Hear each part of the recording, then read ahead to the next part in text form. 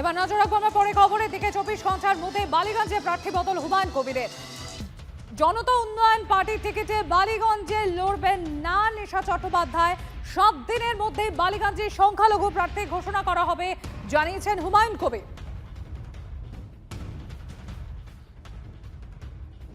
আমার জানা ছিল না উনি একজন সেলিব্রিটি, এটাই জানতাম। কিন্তু প্রত্যেকটা মানুষের ব্যক্তিগত স্বাধীনতা থাকে, সে কি খাবে, কিভাবে চলবে, কি পোশাক পরবে।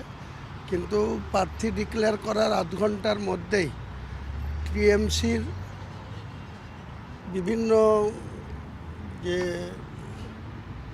আইটি সেলের বা বিভিন্ন রকম অনলাইনে যেসব ফেসবুকে তেনার কিছু ছবি ভাইরাল হয়েছে, তাতে আমার মনে হয়েছে যে আমার শুরুটা এই ধরনের কোনো ব্যক্তিকে বিধানসভার মতো পবিত্র জায়গায় পাঠানোর জন্য বা আইন প্রণয়নকারী সদস্য হিসাবে পাঠানোর জন্য মানুষ আমাকে ভুল বুঝতে পারে।